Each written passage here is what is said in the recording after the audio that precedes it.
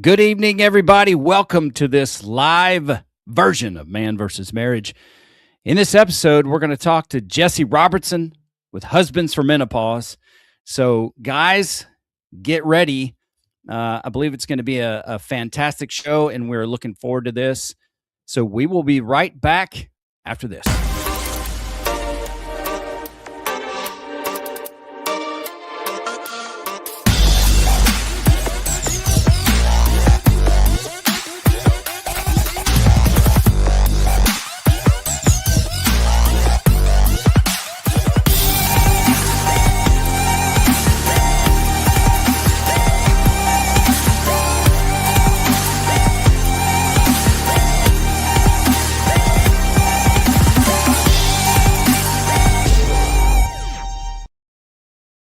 Good grief. Welcome back to another episode of Man versus Marriage. It is I, your humble servant, the Q Dog, a.k.a.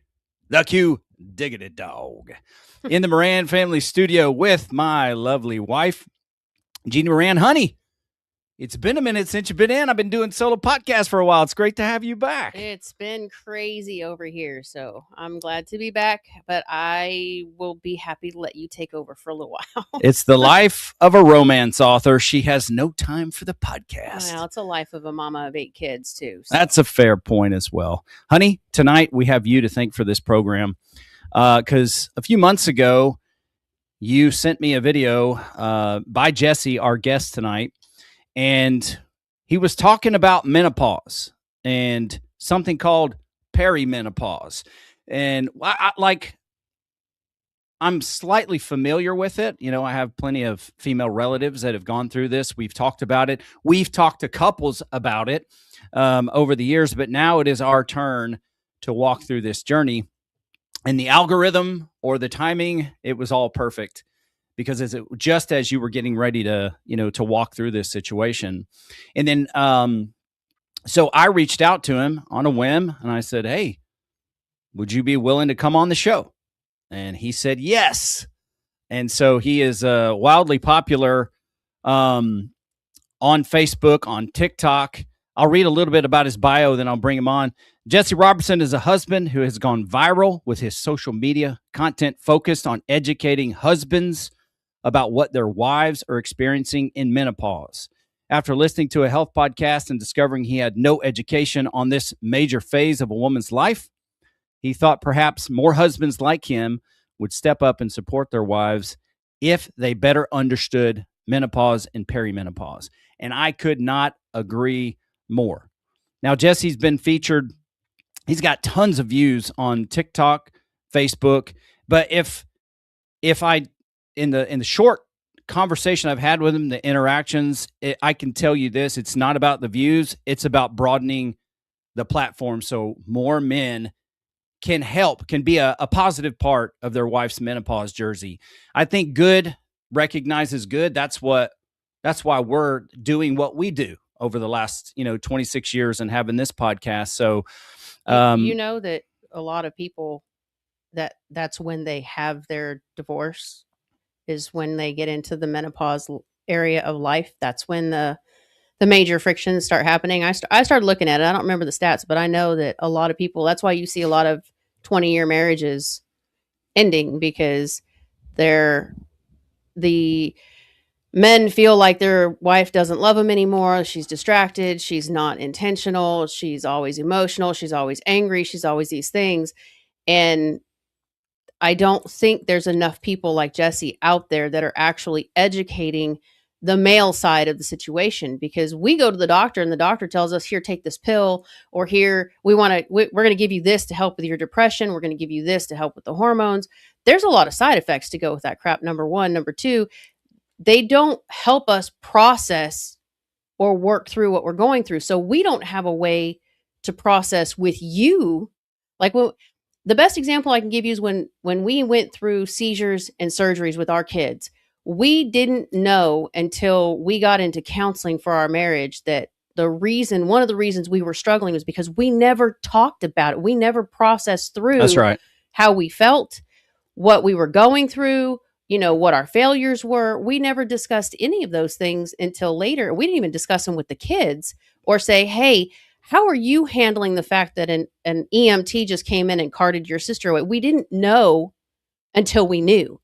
And I think what Right. Jesse's doing is huge when it comes to what we're trying to do, which is help marriages, because you don't know. From my side of the conversation, it's really hard to tell somebody, it's not that I don't want to have sex with you. I just don't have the drive to do it. Yeah. I'm exhausted. My body aches. I don't know why I'm crying for no freaking reason. Yeah. I don't know why I woke up pissed off this morning, but you might want to stay clear of me for a little while until I can get a handle on it. You don't have the capacity sometimes to express that. And it makes things really difficult in the home. So when I found his videos and he was like, guys, don't do this, I was like, oh my gosh. Okay, hold on. So I sent it to you, and it opened up our check-in conversation to a whole different level of things. And I think it makes it a lot easier, because I watch people walk on eggshells for years around this stuff. Yeah. Well, I'm happy to have him here today. Just so you know, Jesse's got some pretty prominent people in the industry following him. He's been featured on, I have it here, was it Good Morning America? For some reason, I've all of a sudden lost the ability to read. But he gets 20,000 comments. He has people engaged. Yes. That's ultimately the point here. He's been featured USA Today, Good Morning America, and numerous podcasts, and now he's on ours. So without further ado, let us welcome Mr. Jesse Robertson to the program. Jesse, thank you very much for being here. Please introduce yourself and tell the people what you do. Well, thank you so much, Quincy and Jeannie. It's a pleasure to be here as well. And thank you for that introduction. And by the way, your introduction was pretty incredible. Appreciate the theatrics of, I was like, we're ready to get on a podcast here. I mean, these guys are not messing around. So that was awesome. Like you said in my bio, I kind of come to you as a husband, as an everyday guy, as a loving father and a loving husband, and not as an expert, not as a psychiatrist or psychologist or counselor, but just as somebody that stumbled really across this. I almost want to explain it as an epidemic, but it's really just, there is this thing happening, and it is happening right in front of our faces, husbands. And we aren't actually seeing it happen. We don't know what it is. We can't name it. We can't really understand it. We don't know why. And exactly as Jeannie was explaining in the intro there, it can be really hard for her to try to explain it to us. And because of that, you now have a lack of support. You have a lack of answers. You have communication that breaks down. And, as you mentioned, you have divorce rates rising during these years, and all of that. My realization was, wait a minute, I think a lot of this can be prevented. I think that actually there are, when I first learned about menopause and when I first started to hear about it, which was not my plan, I was listening to a podcast, right? And I just had these words. I had what was happening to women be explained to me in a way that made me think about my wife. It made me think about my daughter. It made me think about what things I had seen in my wife already, but up to that point, but I couldn't explain. And I didn't even know that they were a thing. Mm-hmm. Rolling over in the middle of the night and seeing her with no covers on, even though I was, freezing and under all of my covers. And I remember, propping up kind of like on a shoulder, or on an elbow, and propping up and kind of looking at her and going, huh, that's weird, but there was no understanding of, temperature control and all of the different issues that she's dealing with losses of estrogen. So as I'm listening to this podcast, I start to recognize these things. And I just had this thought, if this is hitting me the way that it is, and if it's making me realize that there's this need, and this opportunity here to understand this and show up better and support your wife. And I felt like I was a good husband and somebody who loved and cared for his wife, but I didn't know about this. I'd been married 18 years. I had no idea this was even a thing. I just had this thought, well, there's got to be, millions of men out there. That's right. Who are just like me, who care about their wife, loving father, loving parent, and they would be willing to do something about this. They'd be willing to show up and support her, but they have to know about it. And if they don't know about it, then they don't know about it. And they're not getting the information from sources that exist. Like the traditional husbands that I'm hearing from and interacting with, they don't necessarily want to listen to a doctor. They don't want to, they don't have a counselor. They don't listen to the traditional podcasts about menopause that I listen to because I'm, deep in this. They need somebody else who can relate to them and explain what's happening in a way that they can understand and appreciate. And that's essentially what I'm trying to do.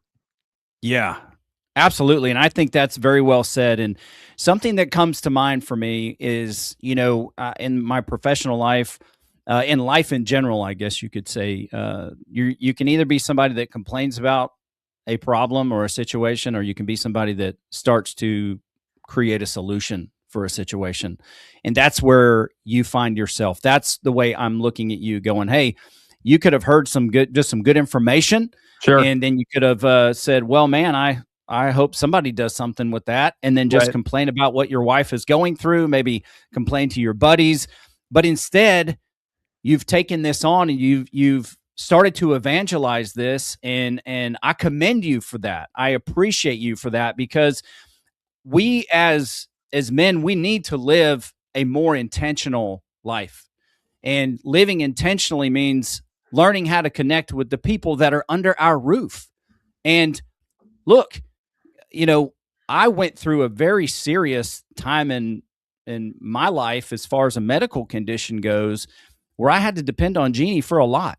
Mm-hmm. And that actually brought us closer together. And so I look at menopause and I go, could this actually be an opportunity for men and women to become closer with one another through doing this intentionally? I don't know if that's possible, but I think it's a possibility if you're willing to learn and your wife is willing to learn and you guys are willing to go through this together to the best of your ability. There's no doubt. And I'm actually really glad you brought that up, because when I first started talking about menopause, what I thought was necessary, and not that it isn't, but what I focused on was, here's what a hot flash is. Here's what brain fog is. Here are the 3 hormones that she's losing and what those mean, right? And it was very prescriptive. And what I came to evolve to, that's great baseline information. You should understand that, right? But that's the easy part. Here, let me break it down for you. Okay. She's got these 3, it's not hard. That's the easy part. What I've evolved to focusing on is exactly what you just started to talk about, which was, there's way more here that's going on than just menopause, right? This is about vulnerability for men.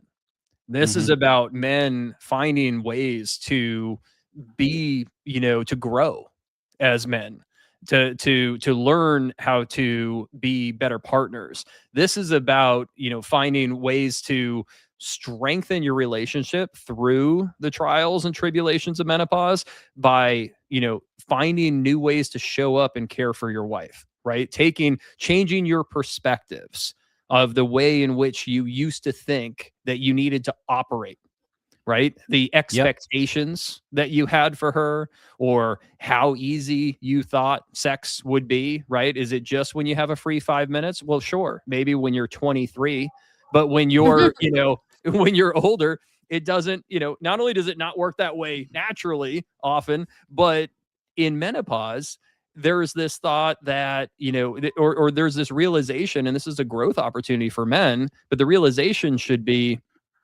what is it that you think is required is for intimacy, as a man, right? Do you think it's, are you looking for it in her vagina? Is that where you think it is? And that's where you're spending all of your time?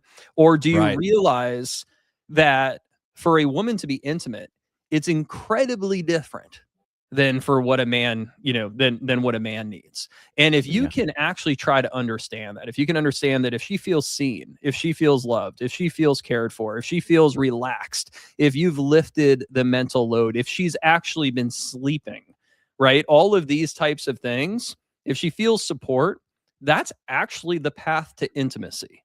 That's right.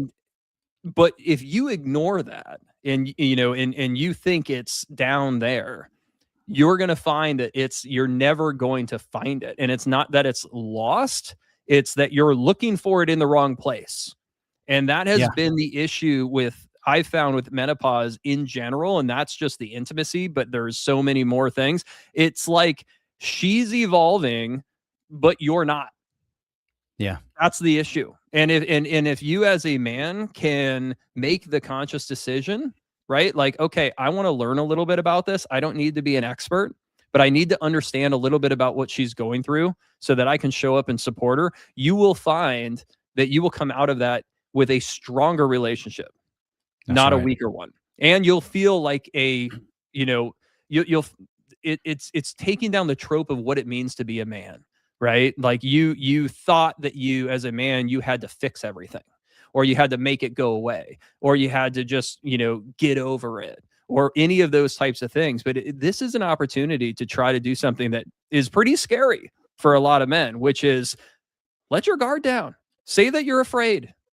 Tell your wife that you're scared. Tell your wife that you don't understand what's happening and you don't know what to do about it. That's okay. Talk with her about that, and you together can get somewhere. But judging her, blaming her, dismissing this, making her feel like, there's something wrong with her, saying it's an excuse, she's making it up, it's all in her head. That is a path to no, well, it's a path to somewhere, actually. It's a path to the statistical divorce rates that are 60% during menopause years, and 73% of women are actually attributing menopause to the cause of their divorce, or as one of the causes of their divorce in those years. And that is entirely, I shouldn't say entirely, but largely preventable. Like you watch this take place, and I'm talking to men and women every single day in comments, in DMs, in emails, and I'm literally watching this unfold in front of my own eyes for others, because I hear their stories of what they're telling me, and I go, man, you keep going down this path. Because I've talked to the people who are at the end of the path. Yes, sir. You know what I mean? I've already been there. I've already seen the end of the movie. So you're telling me act 1 right now, or you're in act 2. I've seen that too. And I can tell you this is where this is headed. Right. And I'm trying to help with that. And it's been incredible because it's been working. I have been getting amazing comments, amazing DMs of, it was written in the USA Today article, but men who are saying either I was just a complete jerk to my wife until I got a hold of this content and then I realized it, or women who are saying that because I was able to, see this content and share it with my husband, and it became a thing that we started to watch together. Now this is an open conversation that we're having, and we're feeling a stronger connection versus where we were before. I've had people say that it saved their marriage, that they were about to get a divorce. I mean, it's been really, really incredible. So I am super motivated to just keep going. I'm just like, I can keep trucking. That's all I can. Yes, sir. It's great. Well, congratulations to you for that, and for the couples that have been willing to engage in this. I find that it takes a lot of courage for people to step out of where they are and to reach out to someone, and not only do that, but also be willing to take the advice and the coaching. And before I turn it over to Jeannie to ask any questions she might have thus far, there's a few things that I wanted to point at. I thought it was interesting. I think it is really a guy mode to try to go in and figure out how to fix things, to get the tactical and practical information about what a hot flash is, because that sounds very personable to what I might do. But I think you articulated it well, because I think about childbirth. Like, I can know everything there is to know about childbirth, but there's a difference in watching the process and performing the process. And Jeannie is much more equipped, and she's had the process happen many more times. Though I've watched it, I can't fix that. You were the only incident report. That's right. That's a fair point. When we, I hold it over him. I will for a long time. When she was having the triplets, they had me sitting at the head of the bed, and they were getting ready to, to open her up. And so I was just caressing her forehead, and the doctor put the knife on her body, and I got shocked. I got electrocuted, and they ended up filling out an incident report on me. And I'm like, she had triplets, and I'm getting the report. Give me a break here. And I don't let him live it down. It was pretty funny. Nice. But there's two things, husbands, that I'm learning today as much as you guys are. And so I want to talk about this because here's what I've found. It could be one of a couple things. So number one, I think you're right on the money when it comes to fear, because it's like, what the heck am I supposed to do with this situation? When your wife doesn't know what's going on inside of her body, and there are various types of reactions that may be going on, it can be very uncomfortable for the husband because, like you say, we're fixers. And so we can have a lot of fear of just admitting, I don't know what to do. Mm-hmm. I want to help you. I want to fix it. I don't know what to do. And so it's one of those moments like, how can I help you? What can I do? So, I mean, there is that fear, but I think the ugly side of it, and I might take some fire over this, and that's okay if I do. The other side of it is like projecting on your wife, thinking that she's using this as an excuse, probably because you, husband, are not showing up somewhere, and you're using your excuses, and you're like sort of projecting that on her. The reason I say that is because when I talk to men, they will make excuses about why they act the way they do, and they blame their wife for their attitude. And so I may be off, but I think it's an area where men can show up intentionally to be there. Because, I mean, we'll do all kinds of things in service at work. We'll break our backs for work. We'll be understanding. We'll go the extra mile. Why won't we do that at home? Why won't we do that at home with our wives and then set that example for our children to do the same? So I feel like that's something, guys, if you're listening to this and maybe you've had the point of view that she's faking it or whatever, number one, let's start to work on building trust in your relationship. Number two, you need to do some reflection and see, are you projecting in areas where you're not showing up and making excuses? And could that be affecting the way you see your wife going through this? There's no doubt about it. And, I mean, as I'm listening to you talk, I'm reminded of things like, hurt people hurt people.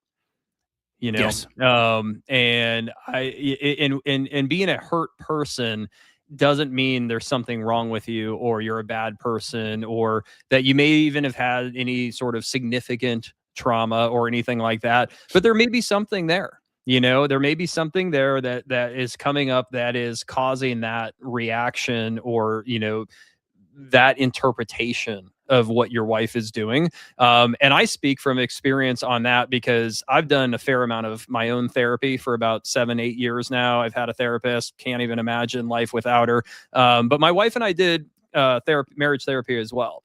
And I can tell you this right now, and without a doubt, there's no way Husbands for Menopause exists if I hadn't done that work. There's just no way. Right. Without me talking about my experiences in therapy on my channel, the things that I am saying to help husbands try to navigate what's going on is definitely rooted in my own growth as a man. That's in right. my own growth as a husband, and the mistakes that I've made, and the things that I've went through, and the things that I've learned, and all the self-reflection and work that I've done on myself, that's what's allowing me to do this. And I think do it in a way that connects, because it isn't just something that I read out of a book. It's something that I've personally lived. And now I'm just adding, the education that I'm learning to it. But the root of where I'm coming from is knowing what it's like to be in a marriage that, is struggling, to know what it's like to be a man that truly hasn't really learned who he is, and doesn't realize that there's actually a better way to go through things, to handle things. And sometimes you learn that naturally, and that's amazing, and that's a blessing. And sometimes you need help. And, That's right. I needed help to learn it, but because I did, it has not only changed me as a man, it's changed me as a husband, as a father, but it's giving me and has given me I think the perspective and the experience that I need to take something like this and find a way to communicate it to other guys from that point of view. So, I mean, I think it's, hugely important to look at this as, an opportunity, for men to grow, to evolve, to change. I mean, she is. Why don't you? Yep. I agree. I totally agree. And, Ed Milet talks about, I follow, his work, and he talks about every decade, you're physically a different person. So why don't you spiritually, mentally, emotionally, why don't you grow alongside that? Yeah. And I really took that to heart. And so, Jeannie, I want to open it up to you before, I ask Jesse a few questions, and then we'll see if there's any questions from the folks watching. But anything from you, love? Yeah, I appreciate what he does, because for you and I, Quincy and I have check-ins every week, which is basically we sit down for a couple of hours and we go over every aspect, or every hat, if you will, of what we wear, from, me as a woman to me as his wife, as a mom, as a friend, as, a professional, all these different aspects, because when we're in the middle of stuff, we don't always discuss. Like, when something happens, you talk about what happens and then you move on. You don't discuss anything else that's going on around you. So we break it down to the bare bones of basically who we are. And I had found your stuff on Facebook, or rather, it found me right before our daughter was graduating high school, and we had just started doing the check-ins, and I had been having hot flashes. My gosh, those things are horrible. But I'm one of those people that has to sleep with a weighted blanket. So it makes it even worse for me, because I need the weight. And my birthday was that following month. So I had known, things were changing. It had been going on for a little while. We had talked about it briefly, but then we sat down before my daughter went off to, or our daughter went off to summer school for college. I was like, look, I know the whole empty nest thing is a big deal. I know that, the kids, this is our baby. She just graduated. It's the last one of 8. Everybody's doing their own thing. Most of them still live at home, but they're all adults. They work, they're coming and going. But there's still a lot that happens in a house with that many people. But this, I was just feeling more emotional, and, crying a lot, and I was just struggling a lot. And I finally sat down and told him, I'm like, look, I don't know what this is. I don't know how to describe it to you. I don't know how to tell you what's going on. I don't know how to make you understand. And the first thing Quincy did was said, okay, so what we'll do is I will ask questions. How can I help? And if we don't know an answer, we don't know an answer, but at least he's taking the initiative to ask me, how can he help? Can you take something off my plate? Can you help with the kids? We have, our 2 oldest are severe autistic. So they are a full-time job, which adds to all of this, which is great. But we weren't talking about a lot of these things. And the more we started counseling with other people, I was starting to hear stuff that was similar to me, like the brain fog. If I'm focused on something, I am hyper focused, and I can get things done, and I am completely in it. But everything else on around me, no clue, zero interest. So when we're going somewhere and we've got multiple things going on, I will forget or lose at least 3 things. And for us, we were dealing with some things, and I would forget something that was important to Quincy, and it's not on purpose. But I would tell him, I really just wasn't thinking about it. It wasn't my focus. And I don't mean it to be a turd. It's just, not everything is sticking at the moment, and I can't explain it. I can't make it go away. I would love to say it's all just diet, because I'm a junk food junkie, but I know that's not what's all of it. You know what I mean? And so we had to have a few heart-to-heart conversations. I'm not doing this on purpose. How do you, when your wife has those moments, how do you guys reconcile that without taking it personally? Because I feel like crap when I hurt him, and I'm not doing it on purpose. For sure. Yeah. So this is incredibly common, right? So out of all of those comments that you mentioned, I'm getting Quincy in DMs. This is one of the things that comes up all the time, right? But before I get to that, Jeannie, what's interesting about what you said at the end there that actually has come up a little bit more recently is this idea of, as a woman, you know that this isn't you, and you don't know why you're feeling or acting this way, and you don't like it, and you didn't ask for it, and you feel guilty because you know that maybe you're projecting, you have an outsized reaction or something like that towards your husband. And women, initially, I didn't hear much about this idea of women recognizing that. I think I was initially hearing more of, yeah, that is what it is. And then I started talking to more women and doing more podcasts and having some more in-depth conversations. And I started hearing more and more women say exactly what you did, which is, I can't control that emotion, and because of the physiological and hormonal changes that are going on, but that doesn't mean that I like it. And it Mhm. doesn't mean That's a that good I word. wanted to do it. And I don't feel good about it. And in fact, so much so that I'd be willing to come up to you later once things have calmed down and have a conversation with you about it and say, hey, you know what? I didn't like that. That wasn't me. I didn't mean to, come out that way. But the problem is that conversation never happens when the guy fights back. No. And when No. the guy fights back in that moment, that conversation where you can come back and say, you know what, I feel guilty about how that went down. I've had women say that they have a voice inside their head telling them to stop when they're Mhm. in a rage episode, and they can hear it, but they can't do it because of the hormonal change that's going on. So you ask, like, how do we handle that?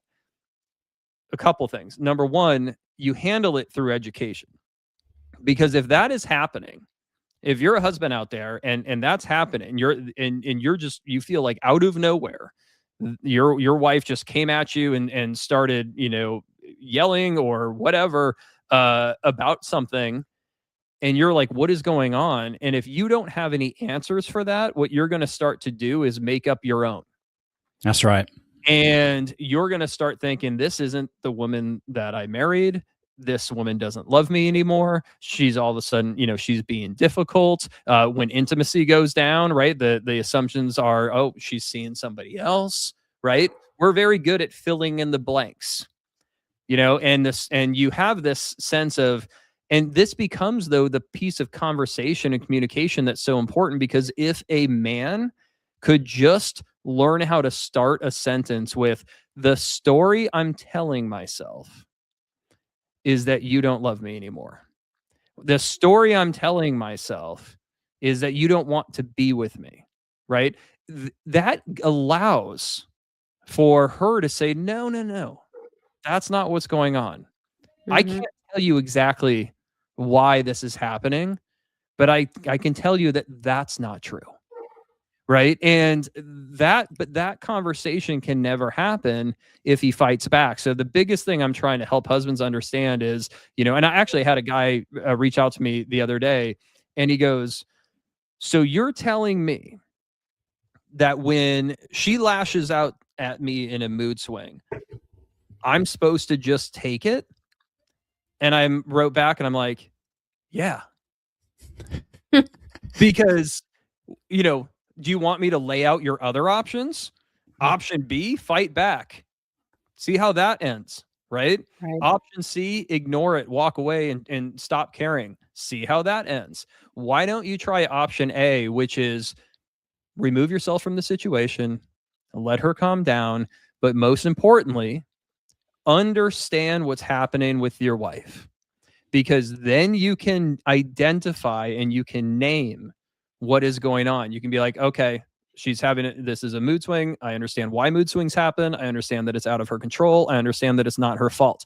She's not enjoying this. She doesn't want to feel this way, but she feels terrible right now. I'm going to let that pass. Right. And then Mhm. I'm going to be understanding of that, because I will give her that opportunity to come back and say, you know what? I'm sorry about that earlier. I didn't want to react that way. And that's ultimately, I think, the way that needs to be handled. But in any case where a husband doesn't understand what's actually happening in that moment, he's going to make up the narrative of what he thinks is happening, and it's never a good one. And that's where the communication starts to break down. Now, I will just push that one step further. If because I've talked to a number of people who have said, okay, you know what? Thanks. That would have been really nice to know 3 months ago. Now it's too late. Okay. So damage has been done. I fought back. She fought back. I fought back. And now here we are. And there's nothing. And my answer to that comes directly from my own therapy. And my answer to that is write her a letter. Don't just write her a letter. Don't write what she's doing wrong. Don't tell her what you don't like. Don't tell her what makes you mad. Tell her how you feel. Talk about your feelings. And the reason why you want to talk about your feelings, you write the letter, number one, because in those moments, you're definitely not listening to each other. Number two, in those moments, you're so heated that you aren't getting the right words out. And you have to remember that she may not even have the words to tell you what's going on. So all of that has become so messy that the idea of communication in those moments is totally lost. So you write a letter, and the reason why the letter works is because it gives you time to really try to express what it is that you actually want to say, and it gives her time on her own time to absorb that information and really hear it. And then she can write you a letter back. And from the people who I've talked to about this and I've shared that advice with, it hasn't been a series of letters. It's been one. He writes her one, she writes him one back. Letters are done. We're back to talking. Because this is like a pull the plug out of the wall, wait 10 seconds, plug it back in, reset. But you have to stop that momentum of the arguing and the fighting. And this is a way to just do that. And then from there, you can start to have some conversation. So long answer, Jeannie, but that's my No, that's good.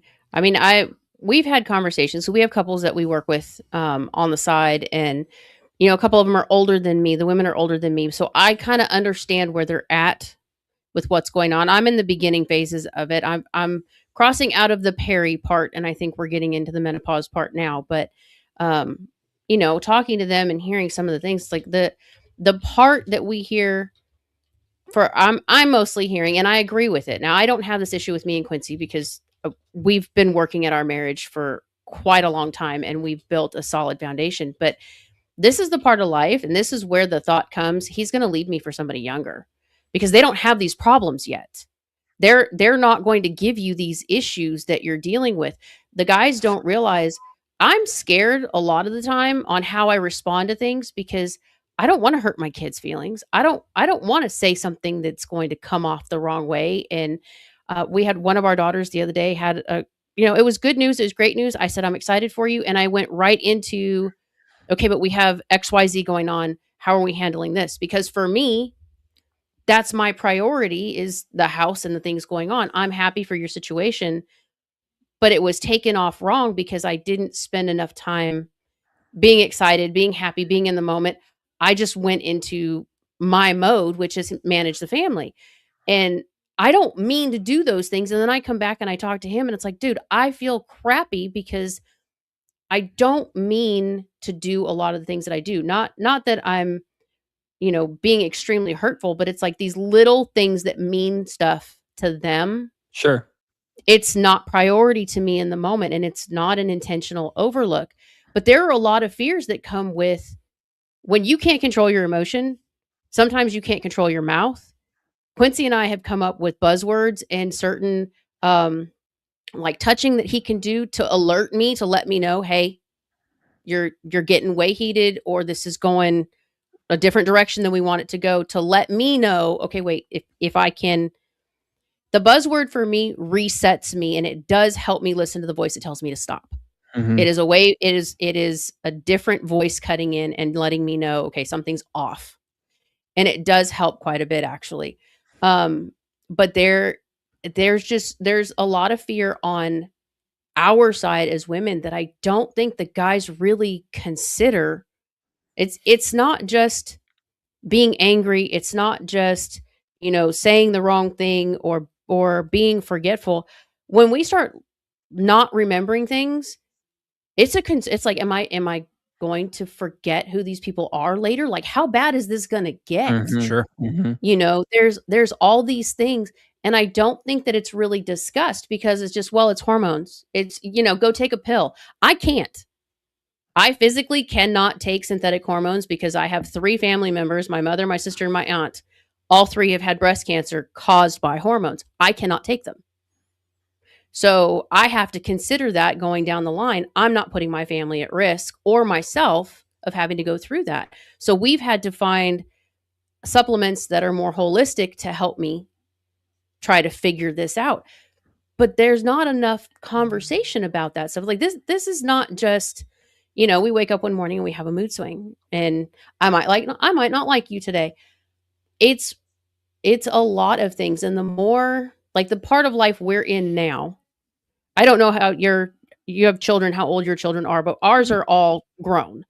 But they're in that phase of life between 18 and 24 where it's like big decisions need to be made. And, we're getting ready to move out and we're getting ready to do all these things. And it is really hard when you're emotionally invested in your kids. You're already starting to look at, they're going to be leaving, they're going to be doing their stuff. That in and of itself, empty nest is a whole new game. But then seeing the changes and going through it, and then having one hormone goes way up because I'm upset, I'm worried about my kids, I'm anxious because I don't know what's coming. And then the other side of the equation is I'm really excited and I'm happy and I want them to do well and I want to see them succeed. And then all of your hormones drop at one time. And you're like, what the hell just happened?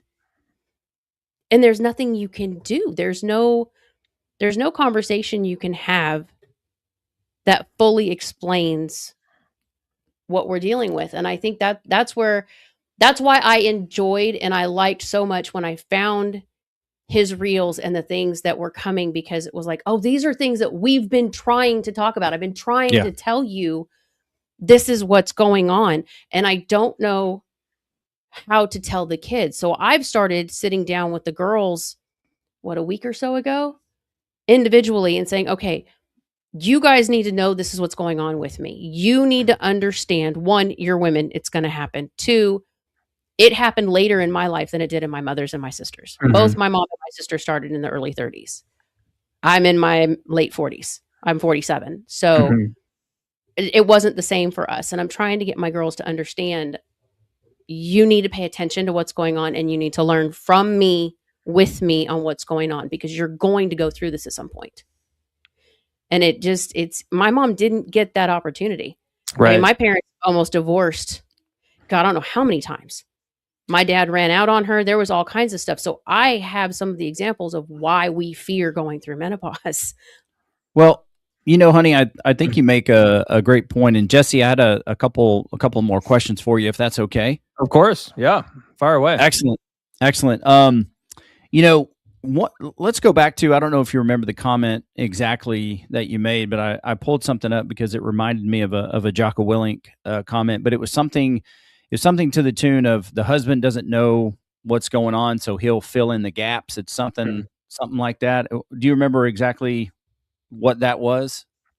Yeah, I mean, so if we don't know what's happening, we create our own narrative of what's happening, right? And we'll end up filling in those gaps. We'll end up filling in those blanks, and that tends to, and you don't even know you're doing it, but that's what you're doing. And for whatever reason, what you fill it in with is never good. It's never good. And when you said that, it reminded me of this comment I heard Jocko say one time. I believe it was in one of his books. It says, where there is ambiguity, people will fill in the blanks with the worst possible assumption. And I think what you're talking about hits that nail right on the head, because we are great at making things up. We're great at noticing things because, we watch movies and movies aren't written on script. They just happen naturally like life does, right? So we're great at looking and making stuff up and saying, oh, well, my wife didn't say this or that to me like she normally does. I wonder what's going on. So rather than leaving it up to ambiguity, and guys, please don't pull a Quincy Moran where you go sit your wife down and you just vomit all over her everything you've learned for the last 45 minutes about menopause. And while you're an expert now and you're going to help her, take the slower path. Jesse's here. He's going to help us take the slower path. But, you know, the other thing I want to commend you on is the idea of writing a letter and asking the husband to do it. Because listen, what we've come to learn is when there is hurt, when there is disappointment, what that breeds, if it goes unaddressed, is resentment. And it gets deep in you. It takes root and it starts to create gaps in your relationship. And so ultimately, in order to start the healing process, what I've found is somebody has to go first. And so why not, husband? Why not be you? Why not write that letter? And please adhere, go back and listen to this again. Why not adhere to the principles that he's talking about? You're not writing a letter to tell her why you're mad at her and why you want to blame her for the things that are going on. I think it was beautifully articulated. It's like when I hear this, it makes me think X, Y, or Z. And just being vulnerable like that with your wife. And I truly think that's going to go a long way for her looking at it and saying, oh, I never would have thought that would have crossed your mind. And I'm telling you that when you start to get that, like that kind of dialogue starts in your relationship, Jesse, I'm sure you know this. For Jeannie and I, it's been this. Your relationship starts to get super, super strong. And I think of like this, if your wife knows that you are committed, that you're willing to try and help her through this, even though it might be messy, I have a feeling that's going to relieve or alleviate some of that pressure for what she's going through, like with what Jeannie's talking about. I don't like the way I feel. I don't like the way that I handled that. So you can be, like we talked about earlier, you can be a part of the solution for that, or you can continue to add to the pain of that situation. What do you think about that? Yeah, I think that's exactly right. I mean, ultimately, what I love about what you were saying at the end there is, we have a choice as husbands, and I think it's important to remember that she doesn't. That's right. That's a good word. It's coming with or without you. Okay. Yeah. And that younger woman who you're going to, find, she's going to have it too. Right. So at the end of the day, when I think my post tonight actually is literally based on the premise of, when did marriage become menopause optional? Right. Yeah. Like, what a good word. Because that's kind of like her life isn't menopause optional. When did marriage become menopause optional? Like, that's not where was the thing you signed that said, if some tough stuff happens, I don't need to be there anymore. Right. Like, I don't think that that's how that went down. Yet somehow this comes around, and that seems to be the response. And I think you're right. I think men have a choice. What I don't think that most men realize, though, is that the more difficult of those two choices, right, which is, I'm going to evolve as a man, I'm going to try to figure out what vulnerability looks like, I'm going to try to learn about something that could be, probably the furthest from whatever I thought I would ever have to try to learn about. But I'm going to do it because I'm going to take that leap that if I do, I'm going to have a stronger relationship because of it. And it won't take very long. This is the good news, guys. It won't take very long for you to start recognizing that that's the truth. You don't have to do this for years to then later get the return on your investment. Right? That first night where you say, I understand that this is hard for you, and I'm scared because I don't understand what's happening. But what I know is that I just want to make sure that we're okay. So let's try to figure this out together. Where does that start? Where does that begin? And there, done, right? You've already done the hardest part. Everything after that can be the experience of you learning through this together. And that doesn't mean that there won't be hard times, and that doesn't mean that you won't have to deal with some difficult situations, but at least you've put it out there that you care. You've put it out there that, you see her and you recognize this and you know that it's hard and you want to be a part of doing something about it. I mean, that's, to me, compassion. There's, empathy is beautiful when you can feel empathy for maybe something that you haven't experienced yourself. But compassion is like empathy with action.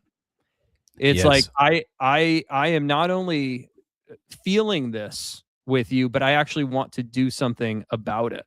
And some of the things that husbands can do about this can be everything from they can be really deep dives into learning about it. Option. Believe it or not, husbands that decide to go to their wife's doctor's appointments with them, women have said that they get better treatment. God knows this is not the way it should be, but it is a reality that women are saying that they're actually getting better treatment from their doctors when their husbands attend their appointments with them. Now, that doesn't mean, and that doesn't mean as a husband, you're waiting in the passenger seat of the car when she's about to go out to the garage and get in the car and drive to her appointment, and she finds you in the car, talk about it, right? That's right. And, see if that's something that she wants you to do, but let her know that you're willing to. Turn down the thermostat. Stop arguing about the thermostat. If she wants the thermostat down, turn the thermostat down. If you want to know why, turn the oven up to 450, let it get all the way up there, stand in front of it and just pull the door down and feel the blast of heat. That's what a hot flash is like, right? Like, so, don't argue about the thermostat. She may have to sleep on towels, right? Have some towels there. I mean, there's things that you can do, and that's the easy. I mean, there are the unseen things, right? There's all the mental load, all the things that, as a husband, you look around the house, what needs to be done, man. You do, right? You've just had this expectation that she's going to do it. And maybe that's worked out for a while, but guess what? Expectations have changed because the game has changed, right? And maybe that shouldn't have been the way it was back then either. Right? You should have been helping with the dishes and cleaning the house and doing the laundry and all the other things back then. And maybe you weren't, but now's the time. Right? So that is all about men making a choice. And the more you do that, the more that you will find that you're not only getting closer to her, but the other benefit that I'm sure of, because I've experienced myself, is you will feel better about yourself. Mm-hmm. And that's before you even get to the fact that you are setting the right example for how to handle this, because whether you know it or not, and whether your kids know what menopause is or not, preach it. That's right. They will be watching what you're doing. And if they're not old enough to understand what's going on, and you can't have a conversation with them about, let's say, the things that you're learning, and you want to sit down like you're doing, Jeannie, and explain this to your kids because they're of the age where you can have that type of conversation. If they're younger, then they're seeing her deal with, difficulty controlling her emotions, and they're seeing you fighting back. They don't have an explanation for that. They just see that that's how it's going. Or they see her crying on her own. They see her suffering in silence away from the husband. They see that stuff, even when the husbands don't. And they know she's going through that. And then they see how he's handling certain things with her. And they're connecting those dots. And they see that she's in pain. And they see that, how he's treating her. And they're learning. And so this can get to be a pretty, scary situation. It's not, just about you. It's not just about her. And it's not just about your marriage. It can be, about the next generation as well. So that's what continues to motivate me to continue to talk about this. That I can't believe that's the part you brought up, because that was what was on my heart as well. And I thank you for leading into that. I think it's incredibly important. One of the examples that I use, and one of our previous podcasts, I talked about leadership, because I believe leadership in the home is very, very, it's crucial to a healthy household. But the fact is that I take my leadership cues. I take it from Jesus Christ. I'm a part of the Christian faith, and he was here to serve. He said, "Hey, I'm not here to be served. I'm here to serve." And so if he's willing to be in service to the people that he's committed to, I need to be that same example to my family. And that means that I'm not above doing what's necessary to help my family, and not begrudgingly, but doing it as an act and doing it in service to and for her, for you, and then not giving her an invoice to pay for that, not expecting something in return. It is a commitment that we can make on purpose. It's a commitment you can make intentionally. And you are so right with the statistics of 60 to 70%, I think you said earlier, of marriages that are ending, that those are going to affect generations to come. So you as a husband have an opportunity to solidify a path for your future generations and your legacy if you choose to be a part of this solution. I think it's beautiful how you articulated that. And I thank you for making that point and for presenting that to the audience. I really, really thank you. Thank you. Thanks for saying that. You got it, honey. I've got another question to ask Jesse. We're coming up on an hour here. His time is valuable. Do you have anything else that you would like to talk about? All I can say now is I can affirm what he's saying. If you take the time to be vulnerable with your wife and explain to her that you're scared going into this, first of all, you're giving me a soft place to land. That's right. Because now I know that you're open to a conversation. Because if you're fighting with me or you're throwing things at me, I'm not going to talk to you. I'm going to give you more ammunition. I'm not stupid. Mm-hmm. I'm not going to create a bigger war when I can't even win a small battle. Mm-hmm. But if I know that we're both on level playing fields here, I'm struggling, I'm vulnerable, not by choice. I don't want to be vulnerable. That's one of my worst fears.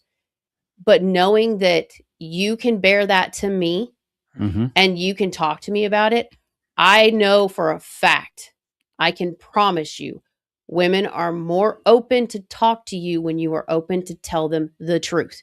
If you're constantly trying to put armor on and be the strong person and fight the battle for her, you're going to lose the battle because she's not going to tell you what you're fighting. Mm-hmm. It's just going to be a constant guessing game on your end. For me and Quincy, intimacy is huge. It's one of our top two, obviously, in our love languages. It's something that we focus on a lot. When he went through his surgeries, we had to find ways to replace sex. And it was as simple as putting our two recliner chairs next to each other and holding hands, watching a movie, just having touch. Find something to replace the intimacy. If the sex isn't possible, just that vulnerability in that conversation allows me to come to you and say, okay, let's try something else. Let's go spend time doing something we enjoy. We went to a concert. Let's just go away for a weekend and just go be us. We don't have kids. We don't have responsibility. There are so many other things that we can do. And without that quality time and that conversation, I'm not open to intimacy because Right. you're not feeding me mine. I need to know that I am safe. I need to know that I am loved. I need to know that I am supported. And I need to know that whatever happens, you're going to be there. That's right. If you can do that in a conversation, a letter, a therapy session, I don't care. Find a way to make the point. That's right. This road gets a lot narrower and a lot easier because you're on it together rather than her going on one route and you going on another and hoping to God you might find each other on the end. Yeah. So I that's why I said I absolutely love watching his reels because it's not just trying to get guys to step up and do something. There are a lot of good conversation keys on how to start talking about these things and how to face them together.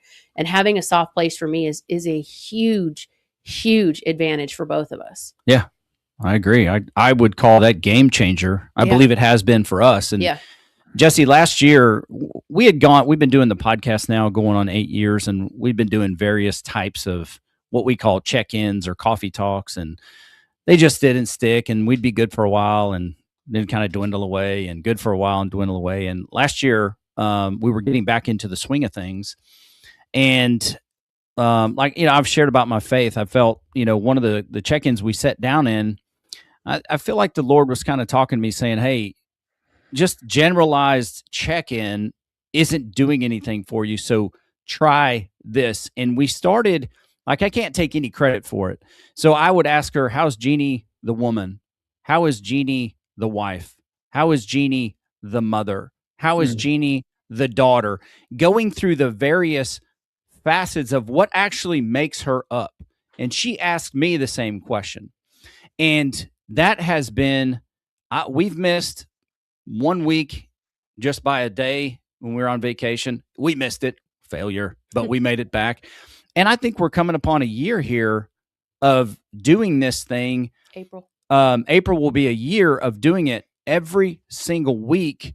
And it's really helped us build a significant amount of trust in each other and to be able to share anything between us, which is part of this menopause discussion has really happened at length there. So, your thoughts on tools, I would ask you, and you talked about it practically a little while ago, I would ask you, what are the practical, like a few practical things that a husband that's just watching this, maybe he's never seen your content, but he's like, whoa, it sounds like they're in my house. What are just one or two practical things that you would tell somebody, elevator, grocery store, anything? Could you give us a couple of tips right off the top of your head? Sure. Yeah. Well, I'd probably start with listen to and believe your wife. I think that there are men that are always, they're looking for the external source of truth, right? What's the movie I can watch, or maybe a book, or maybe an article, or maybe a video, or maybe something. But what about her? Like, do you realize that the woman who may be able to best explain to you what's going on or how she feels about what's going on, even if she can't explain why it's happening, is right there in front of you. You're out over here somewhere trying to find the answers. So I think it's bring in those external sources are good, right? Like, bring in a little bit of awareness and education, but don't try to substitute that for talking with your wife, right? That's like, a good so word. use it as a compliment, but not as a substitute. And I think that it's also important for, men to have conversations with other men about this, that they may have to start, right? Like, if and likely will. I had never had another conversation with a man, or a conversation with a man about menopause before I started to learn about it. Never once. So, but what I found though is I'm talking to my dad, who's 82, about menopause, right? And it started off kind of awkward. He'd be like, "Oh yeah, the thing, whatever." But as this has grown, now he's sending me articles. He's like, "Have you seen this video? You got to check this out." Like, he's into it. And I'm having regular conversations with him about, on a topic that would have otherwise felt kind of weird and uncomfortable, but it doesn't feel that way anymore. This has allowed me to have conversations with, guy friends of mine about this in a way that doesn't feel like I'm talking about some strange thing that we sort of like, shouldn't be talking about, right? Like, it's, you can normalize this experience for yourself by talking with your friends, asking them questions. You don't have, but just, it can be everything from, hey guys, have you heard anything about this? Have you heard anything about this? Has your wife ever talked to you about menopause? Did you know that, what a hot flash is actually like for a woman? It's crazy. I was just watching this video from this guy, and he told me that a hot flash is, you know what I mean? Like, you can kick off that conversation with your guy, and then that becomes an awareness point for them. And then that can spread. So, talk to your friends about it, normalize it, and listen to and believe your wife. Yeah, I think that is excellent advice. That's very, very practical, and that's a place to start. One last question for you. We do have a couple of comments here. Sure. One last question for you. So, I'm a guy listening to this podcast, and I'm like, I haven't had this question. I haven't had this conversation with my wife, but I kind of feel like some things are going on. Let's put you, Jesse, talking to you. I don't know how long you've been doing this, but what would Jesse today say to Jesse when he began this, and how he would engage his wife with this conversation? Yeah, that's actually a really cool question. The Jesse of prior to learning about this, what I think that I would say to him is the thing that would connect with me personally back then, and I don't know if I should say unfortunately or just it is what it is, but like I said before, I'm growing and I'm learning and I'm evolving and I'm doing my work. But I think what would have hit me is, hey man, this is something that's real that your wife is going through, and it's literally tearing marriages apart if you don't know about it. Yeah. Like I think that would have been the thing where I would have been like, okay, well, wait, what is that? Right. Mhm. I think that what I would have liked for Jesse back then is to have something more along the lines of, hey man, your wife could be going through some really tough times right now. She could be really struggling, and there's a good chance that it's happening and you don't even know it. And I would like to think that I would have connected with that, but the reality is it may have taken more of the, ultimatum, like you better learn about this or it Else. might be over. To be honest, I don't carry like a lot of shame in either one of those. Because I just have a lot of understanding for the reality that, listen, if women barely know about this because their doctors weren't trained to support them on it and nobody talked to them about it, then, the expectation that men are well versed in this is, kind of ridiculous. Right. Yeah. So I think I think if a man is going to wake up to menopause because he's told that if he doesn't, it could end in divorce, I'm okay with that. I'm okay if Absolutely. I'm okay if that's what gets it done. Right. And if other men wake up to menopause because they're told like, hey, she could be going through some really tough stuff right now and you don't even know it, and you love and care about her and you should probably, figure out what that's all about, then that's great too.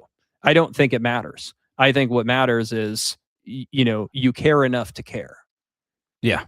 Yeah. And I'm with you, and I appreciate you sharing that. And look, there may be some people that think, that's unpopular, but I would say to them, I really don't care. You need to stand on business for what would reach you, and you're best equipped to help who you used to be. And if you are a guy who says, how dare you, or why would you ever say that, brother, just look in the mirror and then prepare to talk to your wife, because if you're around our age, even in the mid 30s, maybe it's never too soon to talk about it. Is it too soon to ever talk about it, No. Jesse? I mean, no, my 12-year-old son, is now saying menopause out loud. I mean, he's now talking about it. My 14-year-old daughter is, certainly aware of it. I know for sure is that there's now zero chance that my two kids at 12 and 14 are going to have the same experience that I did as a husband for my son, and that my wife has had as a woman for my daughter. Zero chance, right? I'm not hoping. Zero. Because we're talking about this to the point where she's going to know about it before it happens. And so when these things start to happen, she's going to be educated on what they are and why they're happening. And she's going to know maybe the right questions to ask her doctor. And, we are all praying that doctors who are treating my daughter in 20 years right, have been trained on this, right, and we Yeah. fix that problem in our medical system. My son, is with somebody who, if she's going through menopause, he's going to know what that's all about, right? Like that is something that I feel confident about, and other fathers and husbands should be able to feel confident about it too. And it just takes normalizing the conversation. I agree. And it's another one of those things where you've got to do it on purpose. It's not going to happen organically. You have to do it on purpose. And, when you think about the threat that the empty nest effect is to a marriage, because people will, like husbands and wives, will just, ingrain themselves in raising their children and then lose the idea that they're married, not know who they're married to once that is over and they got to start spending time together. Well, there's solutions for that. And this is, I would say, this is much more of a threat because, like you said, this is something that she does not have a choice to go through. And I would, when it comes to me, I'm really big at going back and looking at the vows I made when we got married. Am I living up to that man? Yeah. And if I'm not, then I need to reevaluate me because I can't control what she's doing. I can only control what I'm doing. So evaluate you, sir, Quincy Moran. Evaluate you, and are you living up to the vows that you made a commitment, dare I say, a covenant to this woman, and going through this with her? And I'm telling you, us going through this together, you push back, honey, if you disagree, even live on the broadcast. I believe it has just deeply strengthened our relationship. Like you hear the songs, I didn't know I could love you this much. It has just deeply connected us, and we are for each other more than we have ever been. And so I'm her ride or die. And that is, and like you say, this is testimonial. This is not something that I read somewhere. I'm repurposing the content and I'm throwing it up to get views. This is true to life. This is the real thing. Yeah. So, yeah. Absolutely. Well, we've taken things that were taboo in our house and our growing up. Like in my house, I had myself and my sister and my mom and dad. And my mom, you don't talk about periods, you don't talk about sex, you don't talk about menopause. None of these things are discussed until you're married. Then all of a sudden it's like, oh yeah, I forgot to tell you about what? Like, this is a conversation I needed like 10 years ago. What happened?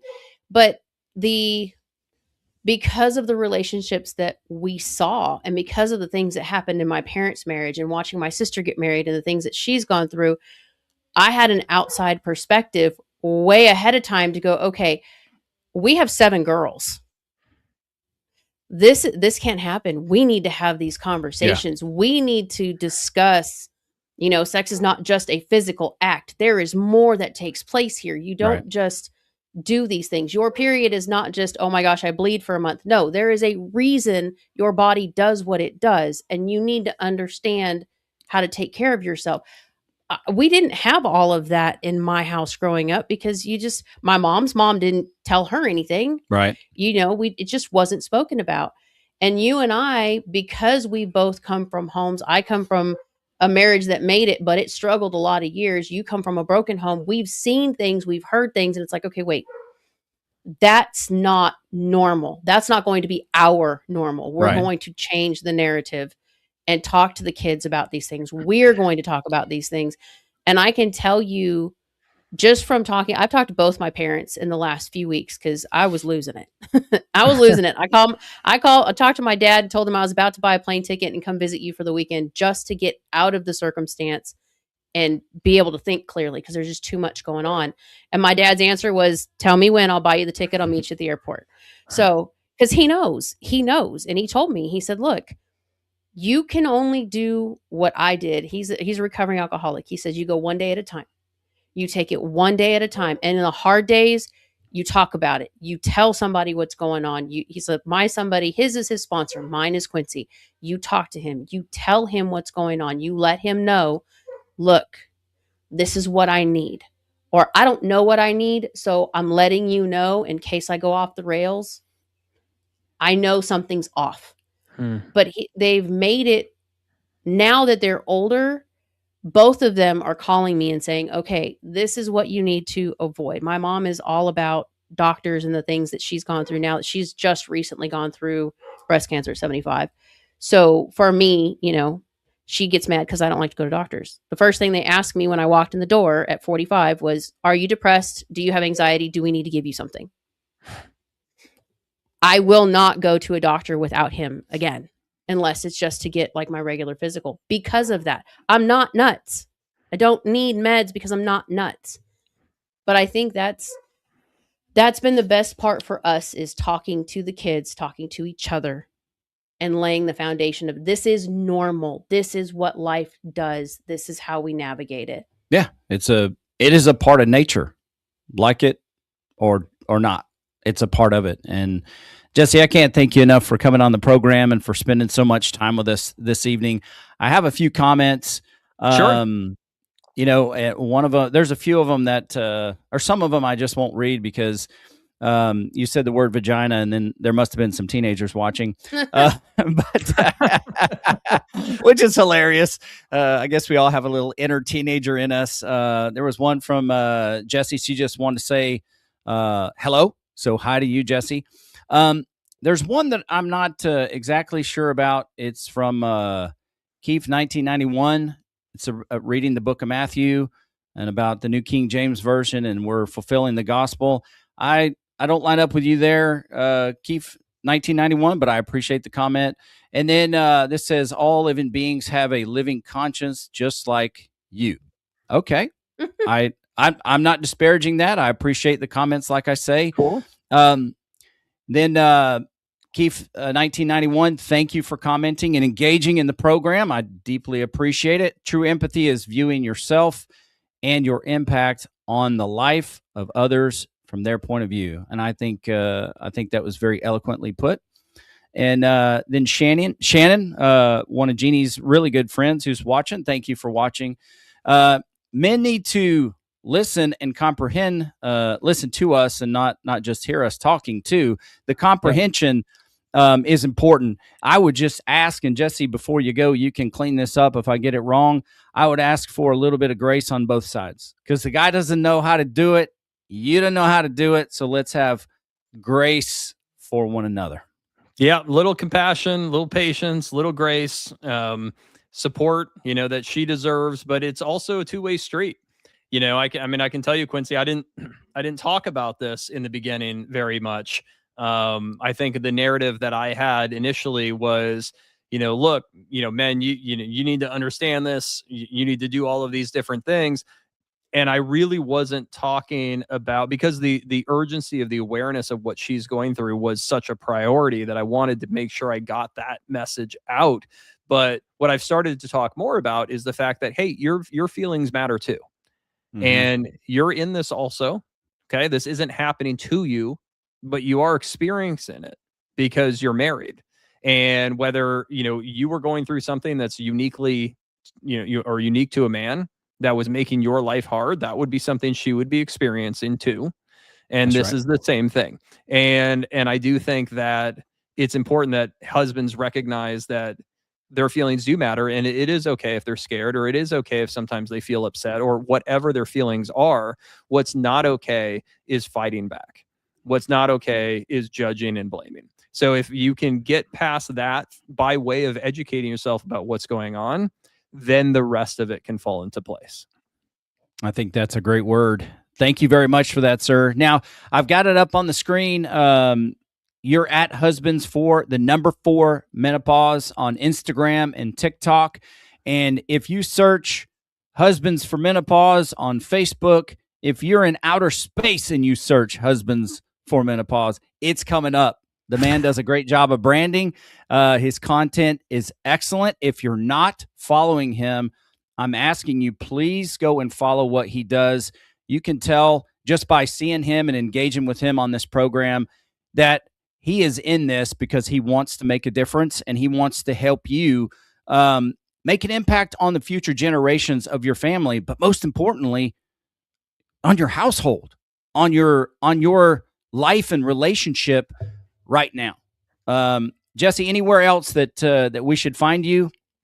No, I mean, you can find me on all the social platforms, and I appreciate that. And really, thank you for having me here and for your support. And Jeannie, thanks for finding me and passing me along to Quincy, and then by way of doing that, kind of bringing this out to your whole audience. So I really appreciate that.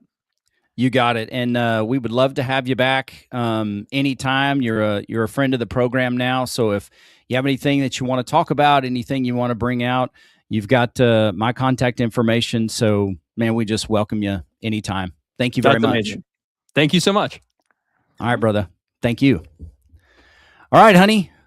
We did it. That was a great episode. Great to have you back in the studio. And thanks again for finding Jesse's material and sending it my way. Any final thoughts for you? No, I don't think so. I think there's a lot there, and I think it for the ones that are watching or listening, if they're going through it, you know, they can reach out to Jesse, they can reach out to us, they can find resources for it. We haven't perfected it yet. We're still learning and navigating our way through it, but I do see a lot of people that we're talking to in this plays. I do believe that this plays a big part in the misunderstandings that are taking place and some of the emotional roller coasters that are going on in their marriage. And I think that this kind of material is definitely beneficial. Yeah. To, if nothing else, listen to it by yourself and see if you're a woman going through it, listen to Jesse yourself. He actually talks a lot to the husbands, but he is your voice, and he'll give you some ideas on how to discuss it, how to share it. It was a lot easier for me to send you the videos and say, hey, remind me to talk to you about this. There you go. That's great. So that we have a conversation and you know where I'm at before the conversation takes place. And you come in with an open heart to listen rather than, cut things down and argue about stuff. There's a lot of tools that we offer. There's a lot of things that I think they'll gain from this. The two biggest ones, find your buzzword. If you're aware of what's going on, even if you don't know exactly, but you have an inkling, find a buzzword. Get him on the same page with you to find a buzzword to say, hey, are you okay? Is something going on? However you work it. For me, it's usually Quincy says, you're very tense. How can I help? How can I help is the biggest game changer we've got. Yeah. So for me, there's a lot of information to be found out. And I just don't think that medicine has all the answers. I think a lot of dealing with this is talking about it, spending time with your spouse, understanding it, trying to cope through it with each other. I just think it's a game changer for us. Yeah. If you make the decision to go the medical route, have that conversation with your doctor. But I think you had a great idea, honey, as I close out the program. So the wives listening, send this to, your husband and say, remind me to talk to you about this, or whatever you want to say. But hey, husbands, why not do the same and say, hey, honey, I saw this video from this guy, Jesse. Are you experiencing some of these things? And that might be a way to kind of start the conversation as well. I think that's a brilliant idea. It made it a lot easier to approach. That's for sure. Sure. All right. Well, that is it, ladies and gentlemen. Hey, the email address. Well, I guess you don't if you're new here. It's Quincy@mvsmpodcast.com. Go check out QuincyMoran.com for more of what we have to offer. If you want to get in touch with Jesse, you have him. He's at husbands, 4, menopause. Otherwise, if you want to get in touch with me, I can figure out getting you in touch with him. But that is all, ladies and gentlemen, for tonight on this episode of Man vs. Marriage. Thank you all for joining us. Thank you for the comments. And honey, thanks for coming in the studio. I love you. I love you too. All right. We'll be back next time. I'm Quincy Moran. She's Jean Moran. This is Man vs. Marriage, the podcast.